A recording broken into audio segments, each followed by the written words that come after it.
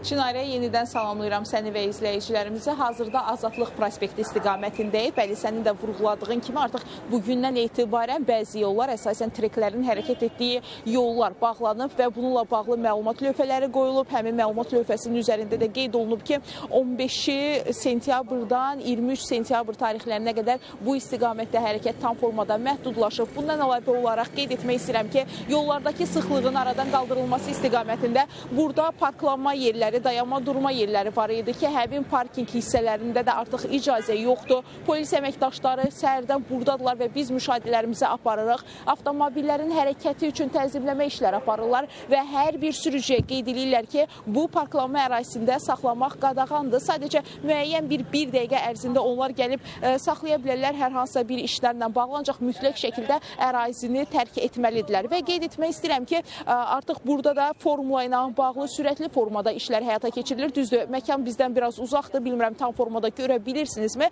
Həmin istiqamətdə işlər fasiləsi olaraq həyata keçirilir. Çünki artıq cəmi 4 gün qalıb, 19-undan 21-nə qədər ölkəmizə 90 mindən çox qonaq təşrif buyuracaq və təbii ki, bu qonaqların da iştirakı üçün müəyyən fasiləsiz işlər həyata keçirilir ki, onlar rahat formada bu yarışı izləyə bilsinlər və onu da qeyd etmək istəyirəm ki, ötən illərə nisbətən həm işlər cəmi 6 həftə ərzində yekunlaşmalıdır. Ötən illərdə 12 həftə ərzində həyata keçirilirdi. Eyni zamanda 2 əlavə tribunalar yerləşdirilib. Bu da qonaqlarının sayının ötən illərə nisbətdə çox olmasına xəbər verir. Sadəcə qısa olaraq bir məlumatda qeyd edeyim ki, sürücülər üçün təbii ki, bu daha maraqlıdır. Müəyyən pik saatlarda, günün müəyyən saatlarında bəzi yollar açıq olacaq, giriş və çıxış nöqtələri olacaq ki, həmin küçələr Salyan şossesindən Neftçilər prospekti istiqaməti, Lermont küçəsindən BMT-nin 50 küçəsi istiqamətində İstiqlaliyyət küçəsinə qədər, Səməd Vurğun küçəsindən Üzeyir Hacıbəyli küçəsinə, Bülbül prospektindən Xəqani küçəsinə, Nizamidən Pushkin küçəsinə və çıxış nöqtələri olacaq ki,